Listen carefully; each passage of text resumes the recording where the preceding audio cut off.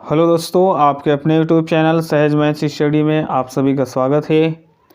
आज हम सीखेंगे आखिर पाई का मान जो होता है 3.14 या 22/7 क्यों होता है। ये जो पाई होता है, जहाँ भी वृत्ताकार कोई भी आकृति दी गई हो जिसमें वृत्ताकार दिखेगा तो वहाँ पर हमको पाई मिलेगा।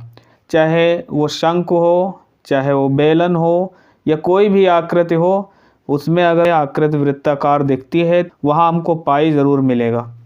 तो इसका मान जो होता है 3.14 और 22/7 रखा जाता है। तो आखिर ये क्यों रखा जाता है? तो यहाँ पर जो ये इसका मान होता है, तो ये वृत्त में ये जो होती है केंद्र से, और इसको कहा जाता है परिधि। ये जो होती है इसको परिधि कहा जाता है।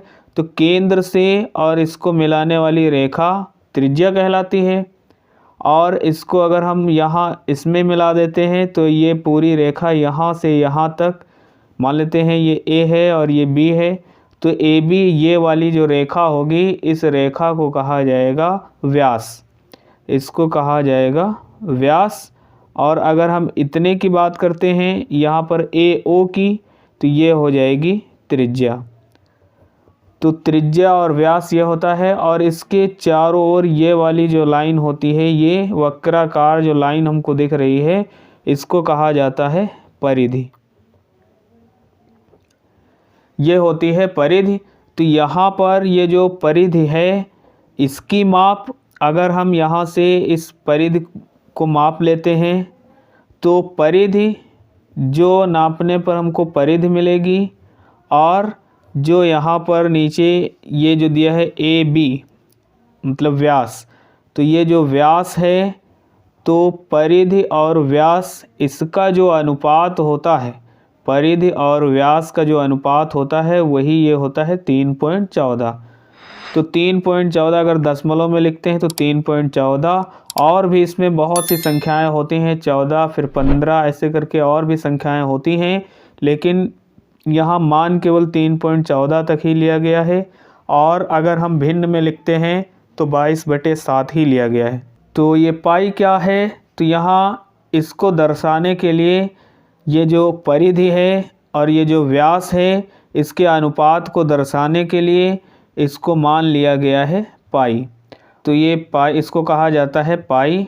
तो पाई अक्षर है ये जो इसका सबसे पहले प्रयोग किया था विलियम जोन्स ने। एक थे विलियम जोन्स। विलियम जोन्स ने इसका सबसे पहले प्रयोग किया था, वो भी 1706 ईस्वी में। 1706 ईस्वी में विलियम जोन्स ने सबसे पहले इस पाई अक्षर का प्रयोग किया था। और ये अक्षर है ग्रीक भाषा का।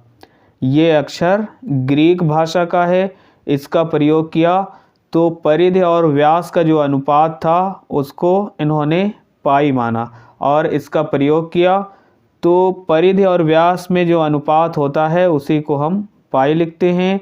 और ये एक गणितीय नियतांक है जिसका प्रतीक होता है पाई। और इसका जो संख्यात्मक मान होता है वो संख्यात्मक मान परिधि और व्यास का अनुपात होता है। तो अगर हम परिधि को नापते हैं, ये वाला नाप लें, जो भी आएगा मान लेते हैं इसको नापते हैं, तो नापने पर जो भी आएगा जैसे 22, तो ये जो यहाँ से ए बी ये जो व्यास दिया है तो ये 7 होगा। जैसे अभी परिधि 44 हो जाए तो ये हो जाएगा 14, मतलब उसमें अनुपात यही रहेगा। तो चाहे जितना बड़ा वृत्त हो, अगर उस वृत्त की ये चारों ओर की जो परिधि है इसको हम मापेंगे और उसके बाद इसका व्यास नापेंगे, तो जो आएगा परिधि को लिख लेंगे ऊपर और जो ये व्यास होगा उसको लिख लेंगे नीचे और उसको सॉल्व करेंगे तो 3.14 के आसपास ही मिलेगा, लगभग में ये मिलता है। तो बहुत से विद्वानों ने इसको बस 2 अंकों तक माना है, 3.14 केवल यहाँ 2 अंकों तक। और अगर हम इसको भिन्न में लिखते हैं तो 22/7 माना है। तो इस प्रकार से हमने देखा कि पाई का मान 3.14 और 22/7 क्यों होता है। तो दोस्तों, वीडियो अच्छा लगा हो तो वीडियो को लाइक करिए, ज़्यादा से ज़्यादा शेयर करिए। चैनल पर नए हैं तो चैनल को सब्सक्राइब ज़रूर करें। मिलते हैं अगली वीडियो में, तब तक के लिए बाय बाय।